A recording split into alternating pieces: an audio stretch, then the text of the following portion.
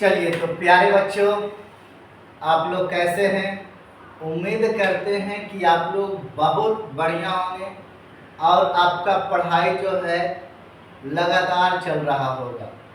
आज जो है जिस प्रकार से हम लोग सोशल चैप्टर पढ़े थे, उसी मेहनत लगन से आज जो है साइंस का बायोलॉजी में हम लोग परिवहन पढ़ेंगे और एक नंबर चैप्टर इसमें बहुत बढ़िया बढ़िया चीज़ों को इस चैप्टर में पढ़ना है और बेहतरीन ढंग से पढ़ना है। आपको मज़ा आएगा। इस चैप्टर पढ़ने के बाद एक भी प्रश्न जो है इस चैप्टर के माध्यम से आपका नहीं छूटेगा। बोर्ड एग्जाम में एक भी जो है ऑब्जेक्टिव प्रश्न नहीं छूटेगा, एक भी सब्जेक्टिव प्रश्न नहीं छूटेगा। और एक बात और, इस चैप्टर से भरपूर नॉलेज होने वाला है।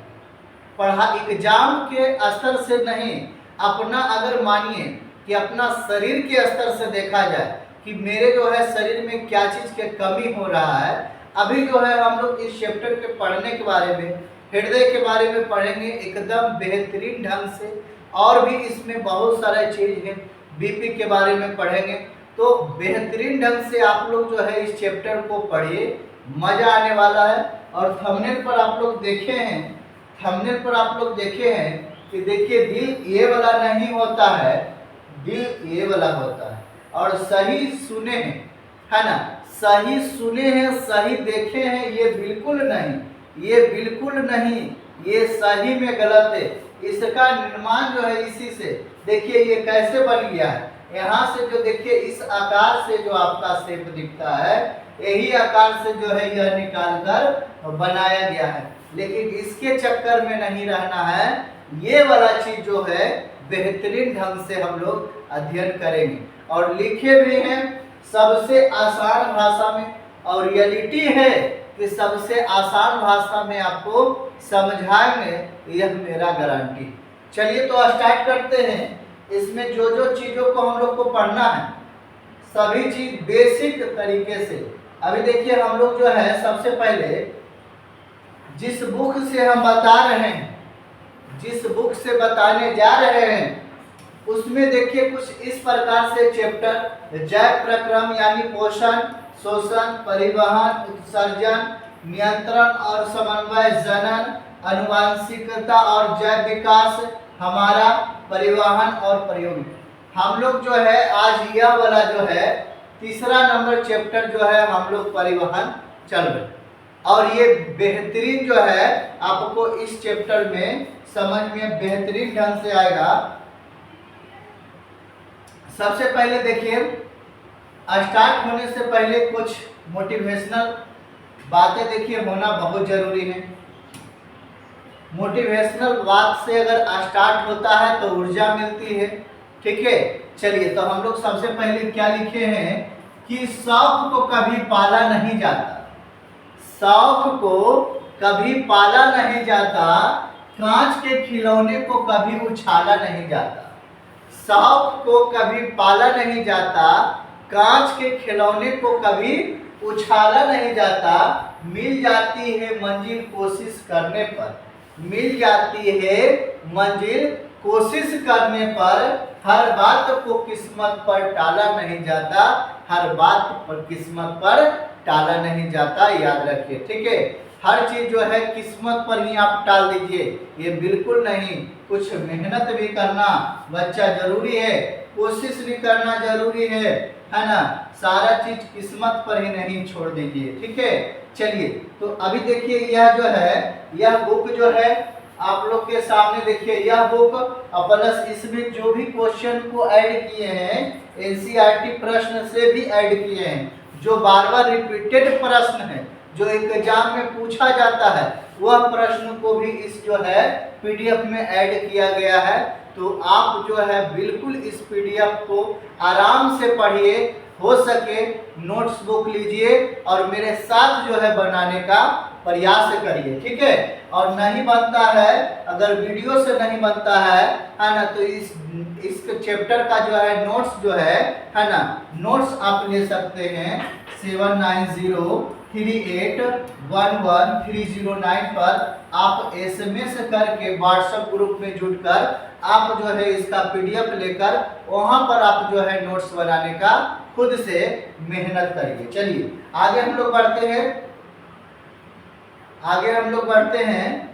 सबसे पहले परिवहन चैप्टर पढ़ रहे हैं।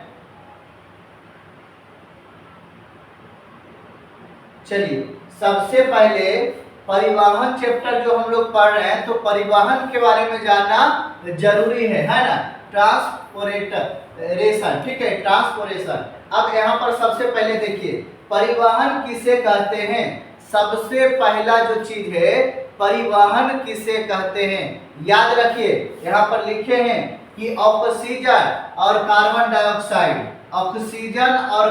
डाइऑक्साइड पोषक तत्व, हार्मोन, उत्सर्जी पदार्थ इत्यादि जो है शरीर के एक भाग से दूसरे भाग में ले जाने की क्रिया को परिवहन कहते हैं। कितना बढ़िया चीज जो है लिखे हैं कि शरीर से ऑक्सीजन भी है, कार्बन डाइऑक्साइड भी है, हार्मोन भी है, पोषक तत्व भी है। ये सारा चीज को शरीर से जो है शरीर के एक भाग से दूसरे भाग तक ले जाने की क्रिया को परिवहन करते हैं। याद हो गया होगा, है ना, याद आपको होना चाहिए। ऑक्सीजन CO2 है ना, ऑक्सीजन O2, CO2 पोषक तत्व है ना, हार्मोन, उत्सर्जी पदार्थ जो है और भी बहुत सारा चीज इत्यादि शरीर के एक भाग से दूसरे भाग ले जाने की क्रिया को क्या कहते हैं, परिवहन कहते हैं। ले जाने की क्रिया को क्या कहते हैं, परिवहन कहते हैं। ये हम लोग बायोलॉजी में परिवहन जो है पढ़ रहे हैं। एक परिवहन क्या होता है, कोई सामान कर ले जाना, है ना, ट्रांसपोर्टेशन माने, है ना, जैसे मान के चलिए कि दिल्ली से बिहार लाना है कोई सामान को, तो वहां से जो है पैकिंग कर दिए, कुरियर के द्वारा जो है भेज दिए, तो वो वाला नहीं। यहाँ पर जो है परिवहन ये बायोलॉजी में हम लोग को पढ़ना है, ठीक है, शरीर में पढ़ना है हम लोगों को, ठीक है। चलिए अब यहाँ पर सबसे पहले परिवहन के बाद हम लोग को देखना है सबसे पहले जाइलम। परिवहन में सबसे पहले हम लोग को जाइलम पढ़ना है। क्या पढ़ना है, जाइलम पढ़ना है, याद रखिए, ठीक है। तो देखिए जाइलम एक प्रकार का पेड़ पौधे में पाए जाने वाला क्या है, संवाहन ऊतक है। सबसे पहले हम लोग क्या जाने कि जाइलम एक प्रकार का पेड़ पौधे में पाए जाने वाला क्या है, संवाहन ऊतक है, जिसका प्रमुख कार्य पेड़ पौधे के सभी भागों में जल एवं खनिज लवण पहुंचाना होता है। जाइलम की कोशिका मृत होती है। जाइलम की कोशिका क्या होती है, मृत होती है, और जाइलम की गति नीचे से ऊपर की ओर होती है। जाइलम की गति क्या होती है, नीचे से ऊपर की ओर होती है। अब यहाँ पर एक नया वर्ड आया है, संवाहन ऊतक। किसी भी चीज को एक जगह से दूसरे जगह ले जाना, किसी भी चीज को एक जगह से दूसरे जगह ले जाना संवाहन ऊतक कहलाता है, ठीक है। तो यहाँ पर आप देखिए कि यहाँ पर डिफिनेशन संवाहन ऊतक में दिए हैं, तो यानी एक स्थान से दूसरे स्थान जा रहा है, एक स्थान से दूसरे स्थान जा रहा है। अभी यहाँ पर आप देखिए सबसे पहले जाइलम एक प्रकार का पेड़ पौधे में पाए जाने वाला संवाहन ऊतक है, जिसका प्रमुख कार्य पेड़ पौधे के सभी भागों में जल एवं खनिज लवण पहुंचाना होता है। जाइलम की कोशिकाएं मृत होती है और जाइलम की गति नीचे से ऊपर की ओर होती है। जाइलम की गति नीचे से ऊपर की ओर होती है, यानी जाइलम का काम है पानी पहुंचाना। पेड़ों में क्या, पानी पहुंचाना, क्योंकि नीचे से ऊपर तो पानी ही जा सकता है और ऊपर से नीचे भोजन आ सकता है, खाद्य पदार्थ आ सकते हैं, ठीक है। तो याद रखिए जाइलम का क्या काम है, नीचे से ऊपर जाना। जाइलम का क्या काम है, नीचे से ऊपर जाना। अब हम लोग फ्लोएम पढ़ते हैं। फ्लोएम किसे कहते हैं, याद रखिए फ्लोएम एक प्रकार का है ना पेड़ पौधे में पाए जाने वाला संवाहन ऊतक है, यह भी संवाहन उत्तक है, वो भी संवाहन उत्तक है, क्योंकि दोनों जो है ले जाने का काम करता है। कोई पानी ले जा रहा है तो कोई भोजन ले जा रहा है। यह जो है ऊपर से नीचे की ओर आ रहा है और ऊपर से नीचे आकर सभी दिशाओं में फैल रही है, और पानी जो है नीचे से ऊपर जाकर सभी दिशाओं में फैल रही है। ठीक है, याद हो गया। तो यहाँ याद रखिए, फ्लोएम एक प्रकार का पेड़ पौधे में पाए जाने वाला संवाहन उत्तक होते हैं, जिसका प्रमुख कार्य पेड़ पौधे के सभी भागों में भोजन पहुंचाना होता है। सभी भागों में क्या पहुंचाना होता है? भोजन पहुंचाना होता है। फ्लोएम की कोशिकाएं क्या होती है? जीवित होती है, लेकिन जाइलम की कोशिकाएं मृत होती है। जाइलम की कोशिकाएं क्या होती है? मृत होती है, लेकिन फ्लोएम की कोशिका जीवित होती है। याद हो गया। चलिए आगे है कि फ्लोएम की गति है ना सभी दिशाओं में होती है। फ्लोएम की गति सभी दिशाओं में होते हैं, यानी ऊपर से नीचे की ओर होती है। फ्लोएम की दिशा जो है ऊपर से नीचे की ओर होती है, लेकिन जाइलम की दिशा जो है नीचे से ऊपर की ओर होती है। क्लियर हो गया। चलिए आगे हम लोग बढ़ते हैं। आगे जो दिया गया है, सबसे पहले जाइलम और फ्लोएम में अंतर। जाइलम और फ्लोएम में अंतर जो है हम लोग देख लेते हैं। ठीक है, तो सबसे पहले देखिए कितना बढ़िया बढ़िया जो है चीजों को छाट कर लिखने का प्रयास किए हैं। छाट कर लिखने का प्रयास किए हैं। देखिए सबसे पहले जाइलम और फ्लोएम का कह रहा है कि जड़ से पौधे के सभी भागों में पानी पहुंचाता है। जड़ से पौधे के सभी भागों में पानी पहुंचाता है। पानी पहुंचाना किसका काम है? जाइलम का। जाइलम का काम है पानी पहुंचाना, फ्लोएम का काम है भोजन पहुंचाना। सिंपल सा मैटर है। जाइलम का काम है पानी पहुंचाना, फ्लोएम का काम है भोजन पहुंचाना। जाइलम की कोशिका मृत होती है, फ्लोएम की कोशिका जीवित होती है।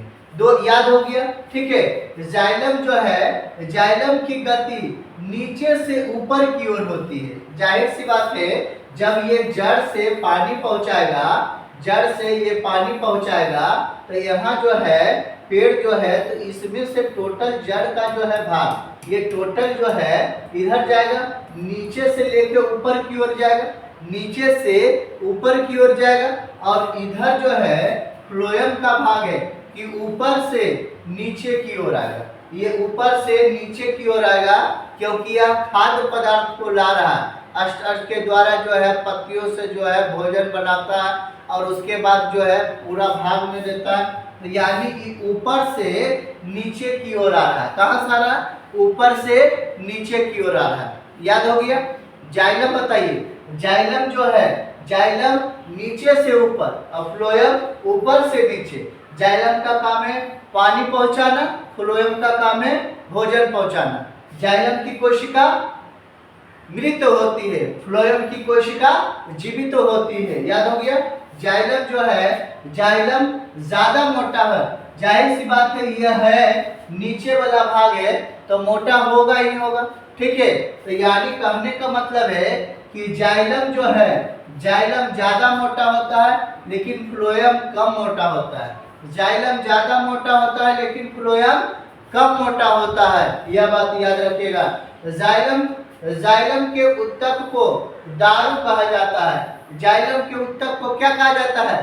दारू कहा जाता है। लेकिन फ्लोएम के उत्तक को क्या? वाष्प या पोषवाह कहा जाता है ना। जाइलम के उत्तक को दारू कहा जाता है, लेकिन इसके उत्तक को क्या?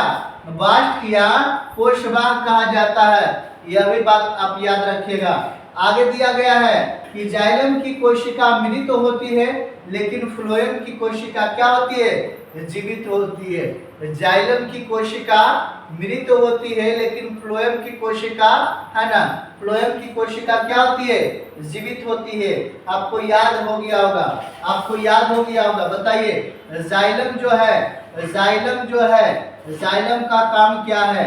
जाइलम का काम क्या है? तो जाइलम का काम है पानी पहुंचाना। जाइलम का काम क्या है? पानी पहुंचाना। नीचे से लेकर ऊपर की ओर इसकी कोशिका मृत होती है। यह जो है ज्यादा मोटा होता है, इसके उत्तक को दारू कहते हैं। ये टोटल चीज याद हो गया है ना। अब फ्लोएम में आइए। फ्लोएम में क्या हो गया, ये पत्तियों से है ना, पत्तियों से भोजन बनाता है और ये ऊपर से नीचे की ओर आता है। यह कम मोटा होता है। इसके जो है इसके उत्तक को बाष्प या पोषवाह कहा जाता है। इसका कोशिका क्या होता है, तो इसका कोशिका जीवित तो होता है। याद हो गया। चलिए हम लोग आगे बढ़ते हैं। अब देखिए उत्सर्जन, ट्रांसपायरेशन,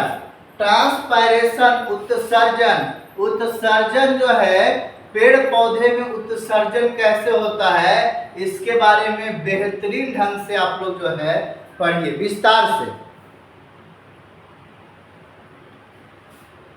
विस्तार से जो है देखिए वाष्पोत्सर्जन, ठीक है, ट्रांसपायरेशन। अब यहां पर देखिए सबसे पहले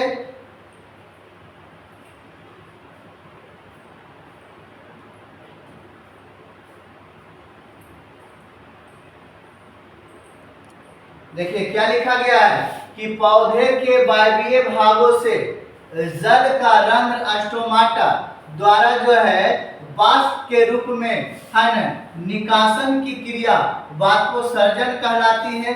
यह क्रिया मुख्य रूप से पत्तियों में होती है क्योंकि इनमें छोटे छोटे छिद्र पाए जाते हैं और जिनको रंध्र या स्टोमाटा कहते हैं,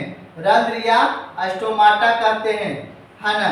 अब देखिए यहाँ पर दिया गया है, इसमें जड़ से लेकर पत्तियों तक हमेशा जल आगमन करते रहता है।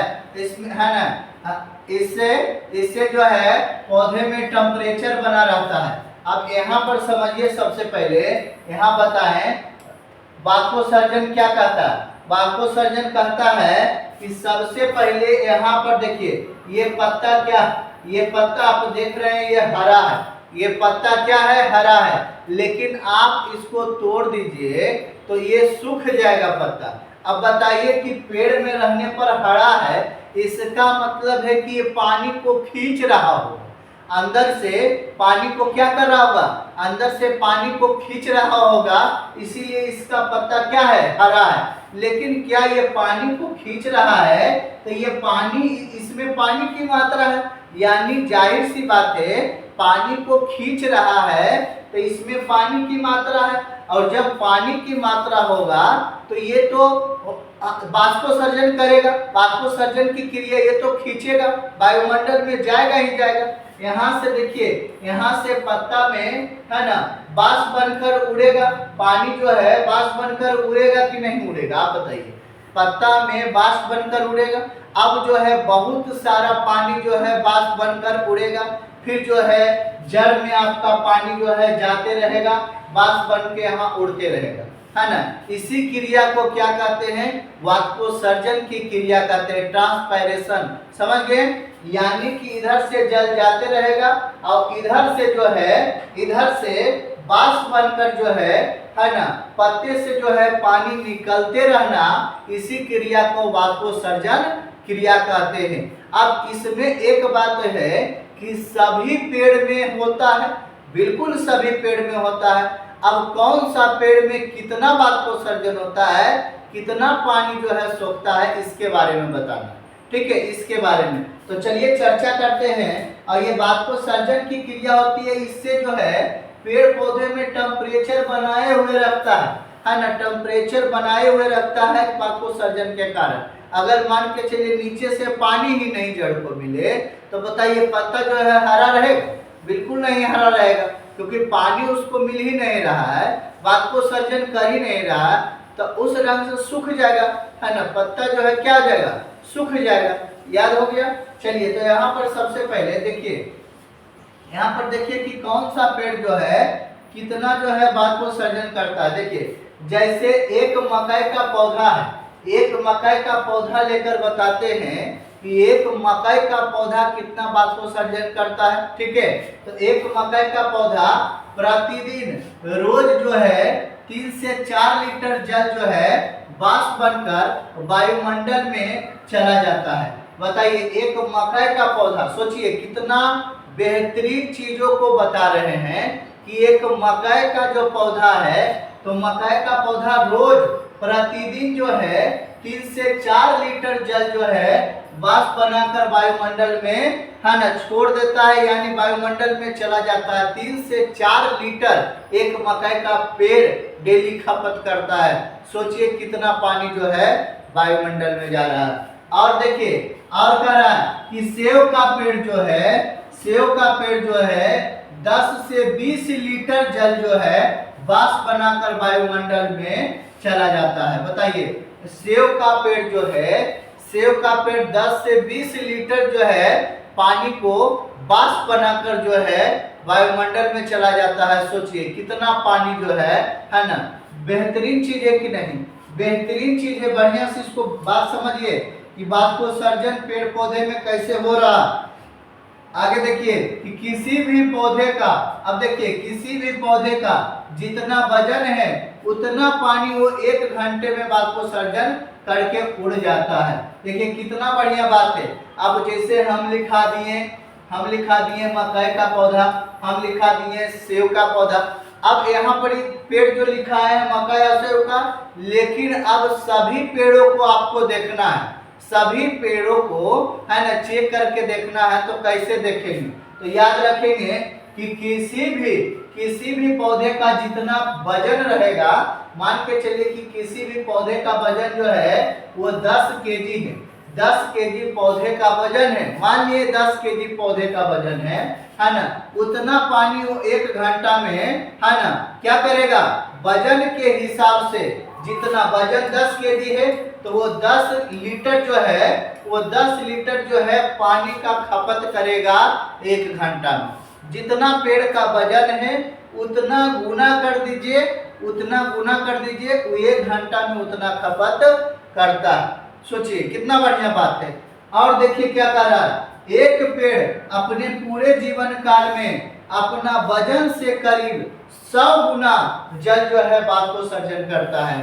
अपन एक पेड़ जो है, एक पेड़ अपने पूरे जीवन काल में जो है वो 100 गुना जो है करीब जल जो है क्या करता है, वाष्प को सर्जन करता है 100 गुना अपने पूरे जीवन काल में।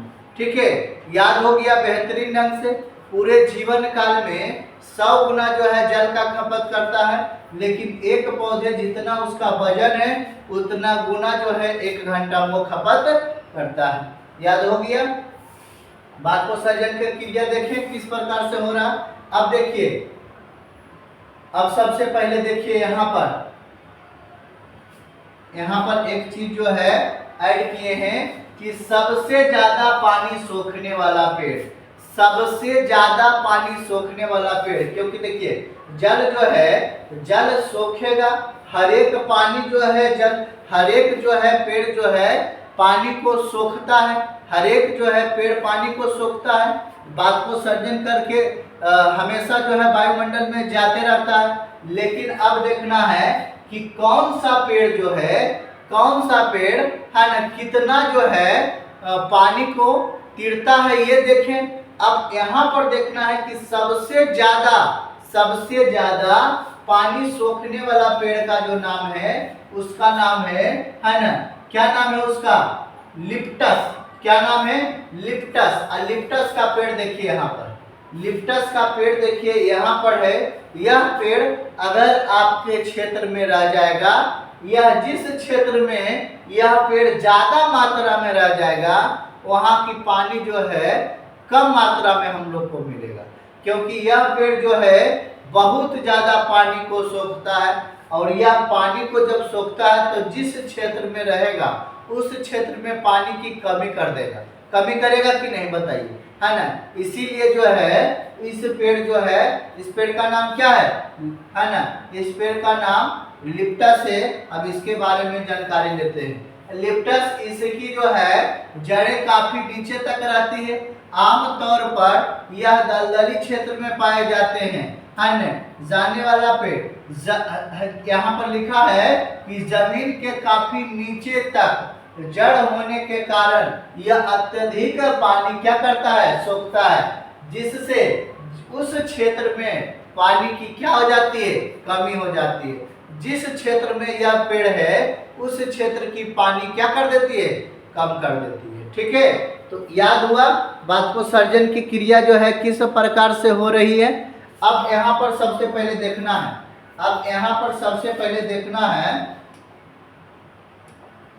देखिए आपको बाष्पोत्सर्जन का जो क्रिया है वो कैसे करना है, चेक करके कैसे करना है कि हाँ सही आप बताएं, है ना। चेक कैसे करना है, बाष्पोत्सर्जन की क्रिया को कैसे चेक किया जाए। आप देखिए यहाँ पर एक पेड़ लीजिए, पौधे जो भी मिले आपको लीजिए, और लेने के बाद आप क्या काम करिए कि पौधे पत्ता जो है, एक पत्ता में क्या करिए, प्लास्टिक बांध दीजिए। एक पत्ता में क्या करिए, प्लास्टिक बांध दीजिए। जब आप प्लास्टिक को बांधेंगे तो उसमें बाष्पोत्सर्जन करेगा, लेकिन वो खींच नहीं पाएगा, और खींच नहीं पाएगा जिसके कारण प्लास्टिक में ही रह जाएगा उसका क्या, पानी की मात्रा किस में रह जाएगा, प्लास्टिक में रह जाएगा पानी की मात्रा। तो आप जो है उसको खोल कर देखेंगे तो देखेंगे कि प्लास्टिक में थोड़ा थोड़ा पानी जो है वो वाष्प बनकर उसी में रह गया, क्योंकि वो उड़ नहीं पाया। ठीक है, तो इससे पता चलेगा कि पत्ता जो है वो बाष्पोत्सर्जन करता है, क्योंकि नहीं करता तो बताइए प्लास्टिक जो आप बांधे थे उसमें पानी की मात्रा कैसे आएगा, पानी की मात्रा आएगा। अब उतना पानी नहीं आएगा कि एकदम मान के चलिए कि एक जो है भर कर जो है पॉलीथीन हो जाएगा, ऐसा बात नहीं। उसमें थोड़ा मात्रा में जो है वाष्प बनाएगा, कितना है ना, थोड़ा थोड़ा वाष्प बनाएगा, तो उसमें वाष्प बनेगा और सारा जो है वाष्प बनकर प्लास्टिक में हो जाएगा।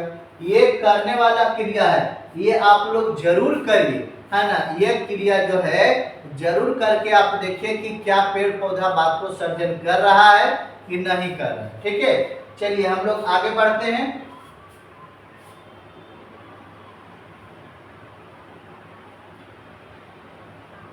चलिए अब देखिए यहाँ पर हम लोग पढ़ेंगे रक्त क्या है, खून जो है, खून क्या है, इसके बारे में जो है अध्ययन हम लोग करेंगे। ठीक है,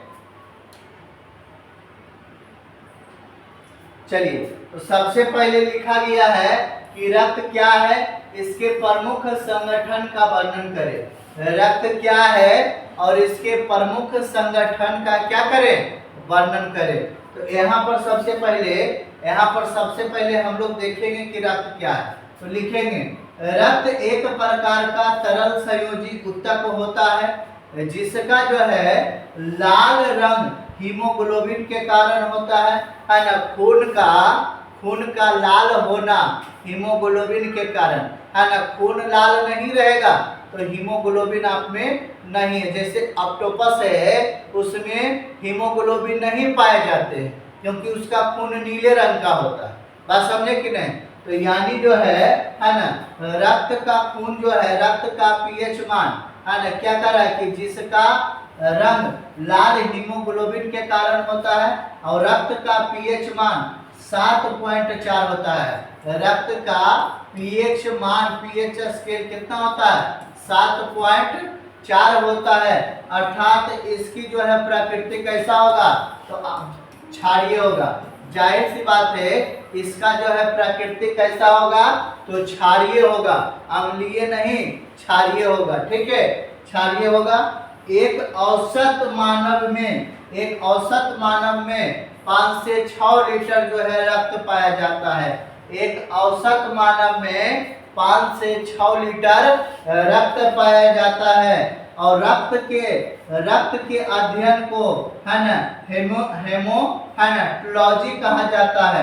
रक्त के अध्ययन को क्या कहा जाता है, हेमोटोलॉजी कहा जाता है, याद होना चाहिए। ठीक है, देखिए सबसे पहले एक चीज है कि रक्त की कमी से एनीमिया रोग होता है। रक्त की कमी से क्या होता है, एनीमिया रोग होता है। बात याद रखिएगा। तो रक्त एक प्रकार का तरल संयोजी ऊतक होता है ना, जिसका रंग लाल हीमोग्लोबिन के कारण होता है।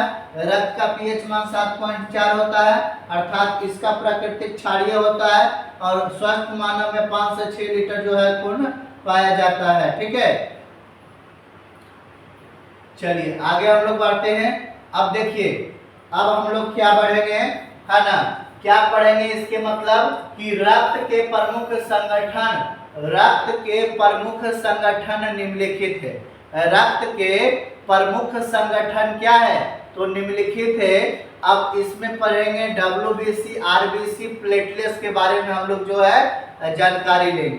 ठीक है, सबसे पहले क्या, RBC red blood cells, RBC पढ़ेंगे रेड ब्लड सेल्स, लाल रक्त कोशिका, है ना, लाल रक्त कोशिका याद रखेंगे। ठीक है,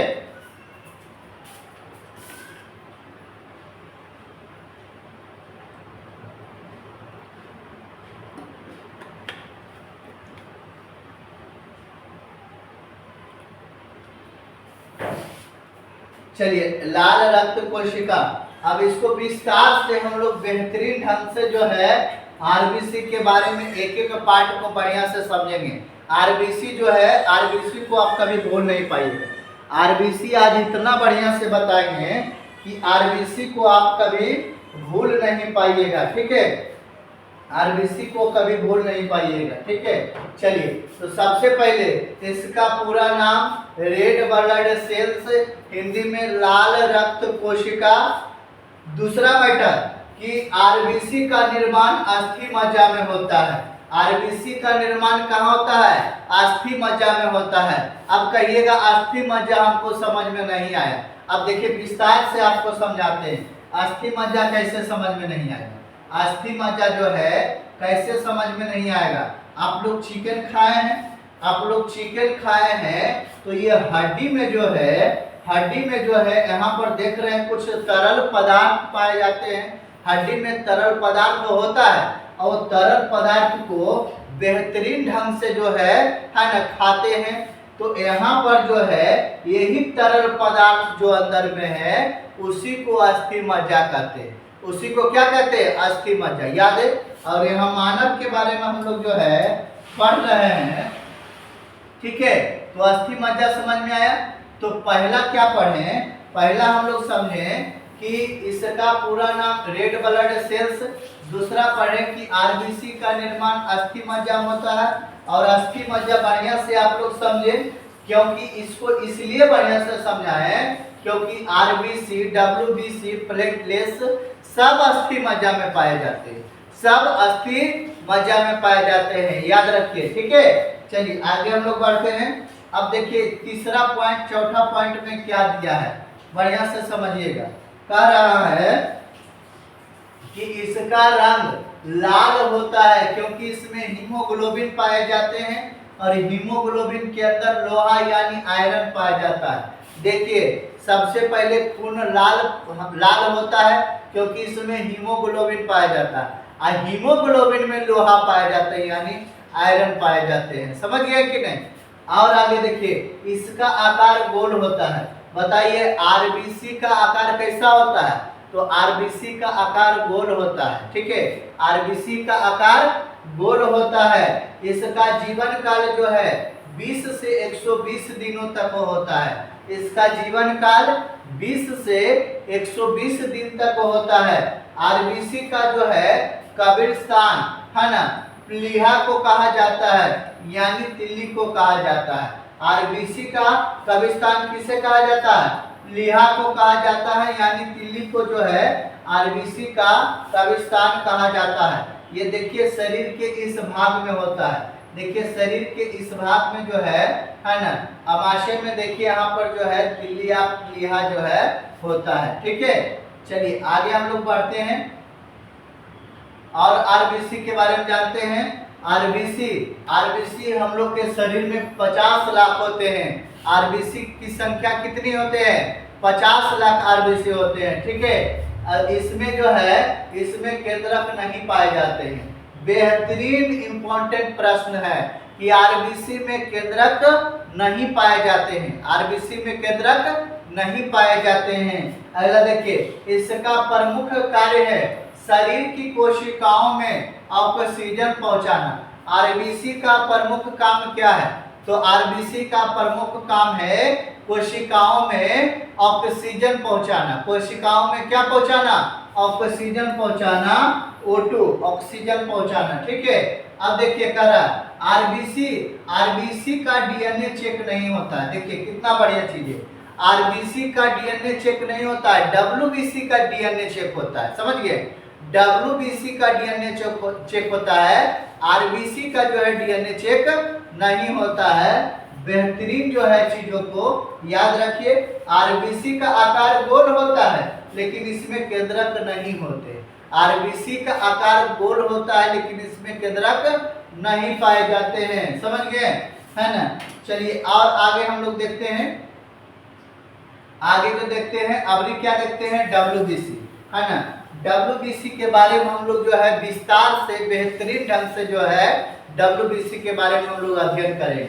देखिए डब्ल्यूबीसी, इसका पूरा नाम है व्हाइट ब्लड सेल्स। डब्ल्यूबीसी इसका पूरा नाम क्या है? White blood cell. ठीक है, अब यहाँ पर देखिए सबसे पहले डब्ल्यूबीसी का निर्माण भी कहाँ होता है? अस्थि मज्जा। अभी आपको बताएं, अभी आपको दिखाएं कि अस्थि मज्जा कैसा होता है। तो डब्ल्यूबीसी का भी निर्माण कहाँ होता है? अस्थि मज्जा में होता है। ठीक है, इसका रंग जो है, इसका रंग सफेद होता है क्योंकि इसमें हीमोग्लोबिन नहीं पाए जाते। डब्ल्यूबीसी में हीमोग्लोबिन नहीं पाए जाते हैं, इसीलिए जो है इसका रंग कैसा होता है? सफेद होता है। याद हुआ? इसका आकार अनिश्चित होता है, इसका कोई आकार नहीं है, फिक्स नहीं है कि इतना है। ठीक है, तो इसका आकार अनिश्चित होता है। जिसका आकार फिक्स है उसको निश्चित कहते हैं, जिसका आकार फिक्स नहीं है उसे अनिश्चित कहते हैं। याद हुआ? तो इसका आकार जो है अनिश्चित है। इसका जीवन काल 13 से 20 दिनों तक होता है ना? डब्ल्यूबीसी का जीवन काल, तो डब्ल्यूबीसी का जीवन काल 13 से 20 दिनों तक का होता है ना? 13 से 20 दिनों तक का होता है। याद रखिए, डब्ल्यूबीसी का कब्रिस्तान, इसको भी डब्ल्यूबीसी का भी कब्रिस्तान उसी को कहा गया है, लिहा या तिल्ली को जो है डब्ल्यूबीसी का जो है कब्रिस्तान कहा गया है, और आरबीसी का भी कब्रिस्तान इसी को कहा गया है। ठीक है, चलिए आगे देखिए, डब्ल्यूबीसी जो है कितना है? 10,000 है। डब्ल्यूबीसी हमारे शरीर में कितना है? 10,000 है। और यहाँ पर देखिए मेन चीज लिखा है कि डब्ल्यूबीसी में केंद्रक पाए जाते हैं। डब्ल्यूबीसी में केंद्रक पाए जाते हैं। ठीक है, आगे है कि इसका प्रमुख कार्य शरीर को रोगाणुओं से सुरक्षा प्रदान करना होता है। इसका प्रमुख कार्य क्या है? शरीर से रोगाणुओं को सुरक्षा प्रदान, जिसे बीमारी उमारी शरीर में नहीं आए उससे सुरक्षा प्रदान करना होता है। कोई भी बीमारी एंट्री मारेगा नहीं मारना चाहिए। ये कौन कहता है? ये डब्ल्यूबीसी कहता है ना? व्हाइट ब्लड सेल्स जो है रोगाणुओं से क्या करता है? हम लोग को सुरक्षा प्रदान करता है। डब्ल्यूबीसी की सबसे बड़ी कोशिका को है ना मोनोसाइट कहा जाता है, जबकि सबसे छोटी कोशिका को लिम्फोसाइट कहा जाता है। बेहतरीन चीज डब्ल्यूबीसी का क्या, देखिए कितना बढ़िया चीजों को जो है यहाँ पर बताया गया है कि डब्ल्यूबीसी की सबसे बड़ी कोशिका को है ना मोनोसाइट कहा गया है, लेकिन सबसे छोटा कोशिका को लिम्फोसाइट कहा गया है। सबसे छोटी कोशिका को क्या कहा गया है? लिम्फोसाइट कहा गया है। और नोट यानी याद करने के लिए आपको हम दिए हैं कि लिम्फोसाइट जो है कोई भी बीमारी को मारता है। बताइए लिम्फोसाइट क्या करता है? तो लिम्फोसाइट कोई भी बीमारी को मारता है, और मरे हुए बीमारी को मोनोसाइट क्या करता है? मरे हुए बीमारी को खा जाता है। बताइए कितना बढ़िया चीज है ना? बीमारी को कौन मारता है? तो लिम्फोसाइट। बीमारी को कौन मारता है? लिम्फोसाइट। अब मरे हुए बीमारी को कौन खाता है? तो कहना मोनोसाइट, है ना? मोनोसाइट जो है मरा हुआ बीमारी को खा जाता है, अब बीमारी को मारता है कौन? लिम्फोसाइट। याद होना चाहिए आपको। और देखिए क्या कर रहा है कि डब्ल्यूबीसी WBC का DNA चेक होता है, RBC का DNA चेक नहीं होता था। RBC का DNA चेक नहीं होता था, लेकिन WBC का DNA चेक होता है। क्लियर हो गया? चलिए आगे हम लोग बढ़ते हैं।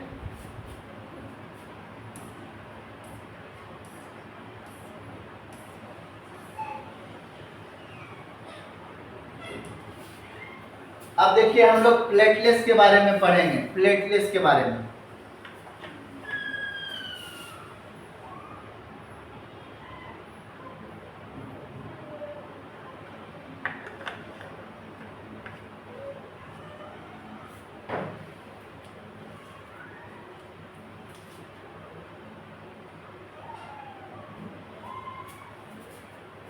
चलिए तो देखिए प्लेटलेट्स के बारे में। प्लेटलेट्स का निर्माण जो है अस्थि मज्जा में हुआ है।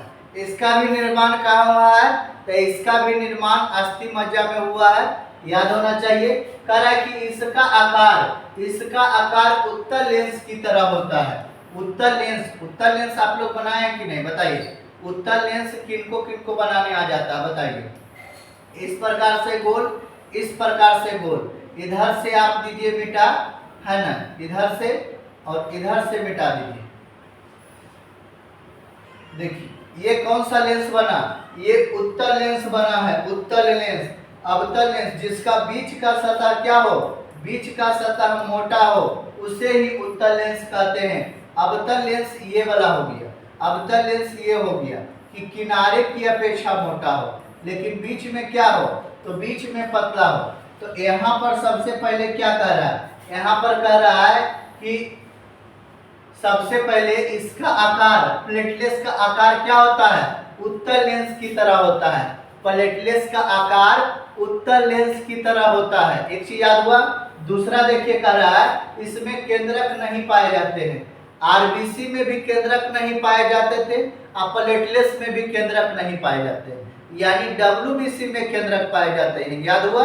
डब्ल्यूबीसी में केंद्रक पाए जाते हैं और डब्ल्यूबीसी का डीएनए चेक होता है। इसमें भी केंद्रक नहीं पाए जा रहे हैं और आरबीसी में भी केंद्रक नहीं पाए जा रहे हैं। तो इसका मतलब है कि दोनों का डीएनए चेक नहीं होगा। ठीक है, दोनों में डीएनए चेक नहीं होगा। ठीक है, आगे कह रहा है कि प्लेटलेट्स की संख्या 2 लाख होती है। प्लेटलेट्स की संख्या 2 लाख होती है। इसका मुख्य कार्य है खून को थक्का करना होता है। इसका मुख्य काम है, इसका देखिए प्लेटलेट्स का मुख्य काम क्या है? खून का थक्का जमाना, है ना। प्लेटलेट्स का मुख्य कार्य है खून का थक्का जमाना। अब खून का देखिए थक्का नहीं जमाएगा। देखिए आपका कट गया है यहाँ पर, आप कटने के बाद अगर थक्का नहीं जमाएगा तो ऐसी बहते रहेगा, बहते रहेगा। तो बताइए थक्का। हम ऑफलाइन वाला बच्चा, एगो बच्चा न्यू आया था, उससे पूछे थे कि बताइए कि खून का थक्का बनना चाहिए कि नहीं। वो कहा बिल्कुल नहीं बनना चाहिए, जम जाएगा। वो दूसरा चीज समझ लिया। तो खून का थक्का जमना चाहिए, बिल्कुल जमना चाहिए, क्योंकि आपको कटा है और कट गया है। अब उसको बंद जहां तक पकड़ ले हैं, अब उसके बाद फिर छोड़े, फिर बढ़ने लगा, फिर बंद किए, फिर छोड़े, फिर तो थक्का यहाँ जमेगा, तब ने यहाँ पर जो है रुक जाएगा ब्लड रुक जाएगा। याद हुआ कि नहीं? ब्लड रुकना चाहिए। तो खून का थक्का जमना चाहिए कि नहीं जमना चाहिए बताइए। इसे जो है ना थ्रोम्बोसाइट, हिंदी में इसे है ना विषाणु भी कहते हैं। ठीक है, इसका जीवन काल 3 से 5 दिनों तक होता है। बताओ प्लेटलेट्स का जीवन काल कितने दिन? 3 से 5 दिनों तक का होता है। ठीक है, चलिए आगे हम लोग बढ़ते हैं। अब देखिए सबसे पहले 3 चीजों को हमने यहाँ पर एक अलग अलग भागों में लिखने का प्रयास किए। अगर आपसे पूछ दिया कि खून का थक्का जमाने में कौन सा विटामिन मदद करता है, तो कहिएगा विटामिन के, है ना। विटामिन के कौन सा जो है ना खून का थक्का जमाने में कौन सा विटामिन मदद करता है, तो कहिएगा विटामिन के। हो गया। दूसरा अगर आपसे पूछे कि खून का थक्का जमाने में कौन सा प्रोटीन मदद करता है, तो कहिएगा फाइब्रोनोजिन, है ना। कौन सा प्रोटीन मदद करता है, तब फाइब्रोनोजिन। ठीक है, अब अगर तो आपसे कोई पूछ दे कि खून का थक्का जमाने में कौन सा तत्व या धातु जो है मदद करता है, तो आप बोलिएगा कैल्शियम, है ना। तत्व या धातु में कैल्शियम, है ना। और अगर पूछ दे ये प्रोटीन तो फाइब्रोनोजिन, अगर पूछ दे विटामिन तो क्या हो जाएगा विटामिन के। ये 3 चीज जो है आप याद रखिएगा, ठीक है। टोटल एकदम विस्तार से आपको बता रहे हैं।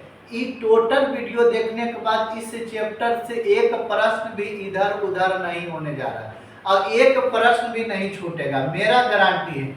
आप जितने भी इस चैप्टर से जो है ना, मॉडल सेट उठाकर देख लीजिए, क्वेश्चन बैंक उठाकर देख लीजिए, कुछ भी उठाइए, है ना, बीबीडी भी उठा सकते, जो भी आप उठाइएगा इसमें टोटल चीज आपको जो है एडेड मिलेगा। हर एक चीज को यहाँ पर ऐड किए हैं, बहुत मेहनत से, बहुत फुर्सत से, एक भी टॉपिक आपका नहीं छूटेगा, यह मेरा गारंटी है, ठीक है। तो यह तीनों चीज याद करवाएं। अब देखिए क्या कर रहा है कि रक्त के प्रमुख कार्यों को लिखे, रक्त के प्रमुख कार्यों को लिखे। तो रक्त के प्रमुख कार्य क्या है, निम्नलिखित है। रक्त के प्रमुख कार्य क्या है, निम्नलिखित है। कुछ कार्य को हम लोग लिख लेते हैं, ठीक है। तो सबसे पहले शरीर के तापमान को संतुलन करना, ठीक है। शरीर के तापमान को संतुलन करना होता है। अब देखिए शरीर का सामान्य तापमान कितना है, तो 37 डिग्री सेल्सियस है। 37 डिग्री सेल्सियस है। अगर फ़ारेनहाइट में नापा जाए तो इसको 98.6 जो है फ़ारेनहाइट है। सामान्य तौर पर है ना 104 फ़ारेनहाइट यानी 38 डिग्री सेल्सियस के ऊपर जो है तापमान पर बुखार आ जाता है। 38 डिग्री सेल्सियस के ऊपर पर क्या आ जाता है, बुखार लग जाता है, याद हुआ। अब देखिए क्या कर रहा है, गैसों का आदान प्रदान होता है। इससे क्या होता है, गैसों का आदान प्रदान हो जाता है और शरीर को है ना रोगों से सुरक्षा प्रदान करता है।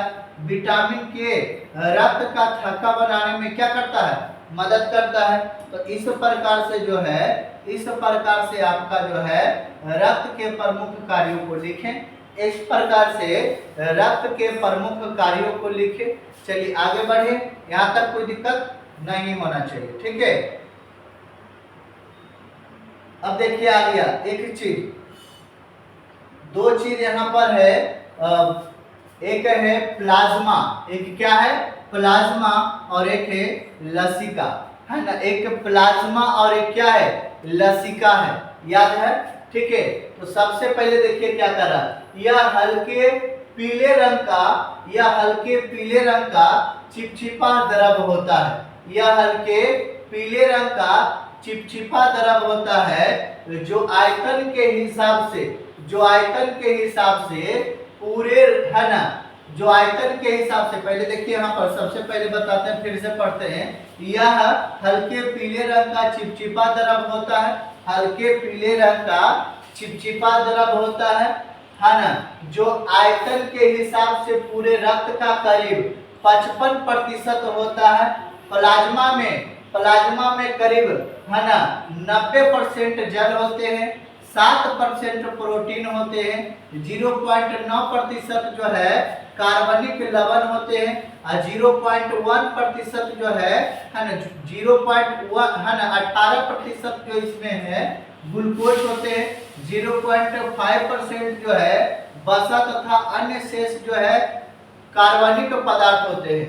यहाँ पर जो है 0.9% जो है यहाँ अकार्बनिक पदार्थ होना चाहिए था, अकार्बनिक पदार्थ होना चाहिए था, ठीक है, अकार्बनिक पदार्थ। क्लियर हो गया। चलिए आगे हम लोग बढ़ते हैं। अब हम लोग पढ़ते हैं यहाँ लसिका, लिम्फो, है ना।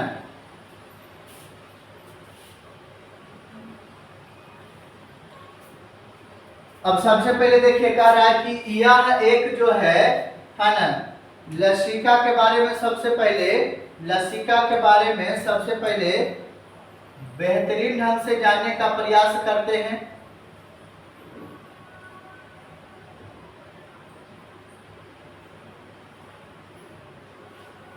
कह रहा है कि यह एक गाढ़ा तरल पदार्थ होता है जिसका रंग प्लाज्मा जैसा हल्का पीला होता है। इसका रंग भी प्लाज्मा जैसा हल्का क्या होता है, पीला होता है, ठीक है।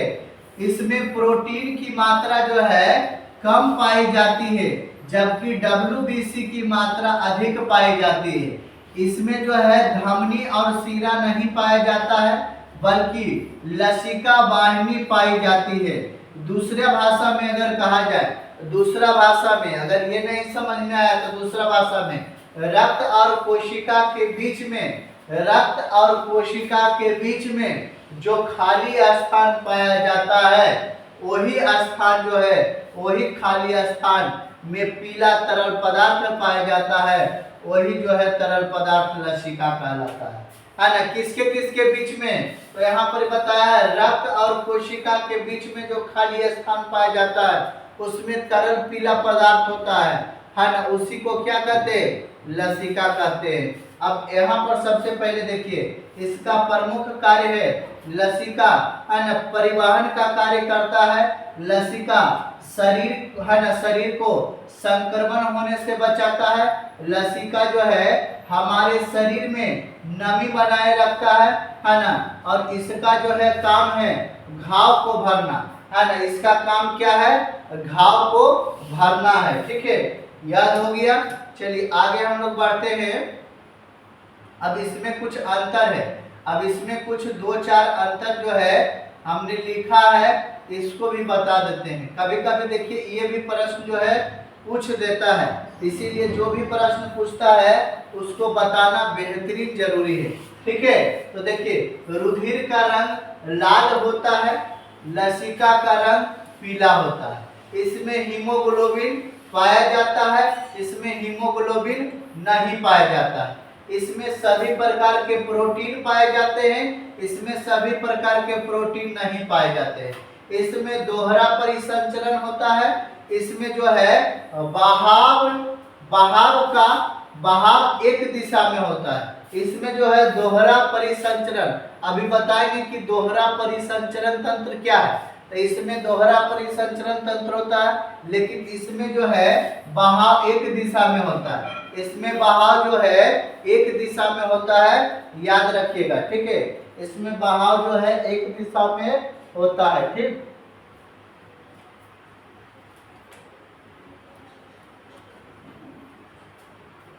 चलिए तो इसमें जो है इसमें कणिका पाया जाता है और इसमें कणिका नहीं पाया जाता है। तो इस प्रकार से जो है रुधिर और लसिका, रुधिर माने खून ही होता है, रक्त होता है, इसीलिए ज्यादा चिंता नहीं करना है। ठीक है, तो ये दोनों में जो है आपको अंतर बताए, 5 अंतर जो है बताने का प्रयास किए। ठीक है, चलिए अब यहाँ पर देखिए, यहाँ पर क्या परिसंचरण तंत्र क्या है और यह कितने प्रकार के होते हैं। तो लिखेंगे कि बहुकोशिकीय जंतुओं में पोषक तत्व, हार्मोन, विटामिन सी, है ना, ऑक्सीजन और कार्बन डाइऑक्साइड के परिवहन के लिए जिस रक्त वाहिनी का प्रयोग किया जाता है उसे परिसंचरण तंत्र कहा है ना, उसे क्या कहते हैं, उसे परिसंचरण तंत्र कहते हैं। और एक बात और याद रखिएगा, रक्त परिसंचरण तंत्र का खोज जो है विलियम हार्बो ने किया था, है ना, कब किया था, 1628 ईस्वी में किया था। यही देखिए विलियम हार्बो है, यही जो है 1628 ईस्वी में जो है परिसंचरण तंत्र का जो है खोज किए थे। ठीक है, चलिए आगे हम लोग बढ़ते हैं, है ना। अब देखिए क्या लिखा गया है कि मुख्य रूप से यह 2 प्रकार के होता है, मुख्य रूप से यह 2 प्रकार के होता है, खुला परिसंचरण तंत्र और बंद परिसंचरण तंत्र। एक होता है खुला परिसंचरण तंत्र और एक क्या होता है, बंद परिसंचरण तंत्र। ठीक है, तो अब देखिए सबसे पहले कह रहा है कि जब रक्त का प्रवाह धमनी या शिरा से ना होकर किसी भी भाग से हो तो उसे खुला परिसंचरण तंत्र कहते हैं। धमनी और शिरा से ना होकर किसी अन्य भाग से हो तो उसे क्या कहते हैं, उसे खुला परिसंचरण तंत्र कहते हैं। हम लोग खुला परिसंचरण तंत्र नहीं है। ठीक है, जैसे चींटी हो गया और क्या हो गया, कीट हो गया, घोंघा हो गया, तिलचट्टा इत्यादि, ये सब जो है खुला परिसंचरण तंत्र में आता है। अब हम लोग जो है, हम लोग नहीं है, देखिए हम लोग जो है, देखिए क्या कर रहा है, बंद परिसंचरण तंत्र। बंद परिसंचरण तंत्र जब रक्त का प्रवाह धमनी और शिरा के माध्यम से होता है, जब रक्त का प्रवाह धमनी और शिरा के माध्यम से होता है उसे बंद परिसंचरण तंत्र कहते हैं। जैसे मानव जो है बंद परिसंचरण तंत्र है। ठीक है, याद हो गया। चलिए आगे हम लोग बढ़ते हैं। अब देखिए सबसे जो है इम्पोर्टेंट यहाँ से देखिए, यह जो है चीज क्या कहना है, यहाँ से देखिए बहुत फुर्सत से जो है इसको हम बनाए हैं और ये आप लोग को देने के लिए बनाए। यह जो है आप लोग को देने के लिए यहाँ जो है देखिए बनाए हैं। सबसे पहले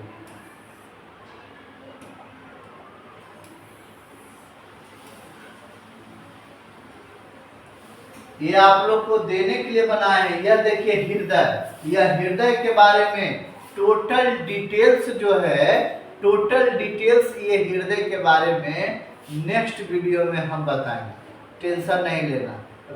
अभी थोड़ा सा जो है वीडियो ज़्यादा लंबा हो रहा है, इसीलिए जो है ना, इसका जो है अगला पार्ट में जो है इसको पूरा बढ़िया से बताएंगे कि खून जो है सबसे पहले महाशिरा में आता है, महाशिरा के बाद खून जो है दायां लिंब में जाता है, दायां लिंब के बाद दायां निलय में, दायां निलय के बाद फेफड़ा में जाकर शुद्ध करता है। जब फेफड़ा में जाता है तब फुफ्फुस है ना, फुफ्फुस किस में आता है, फुफ्फुस शिराएं में आता है।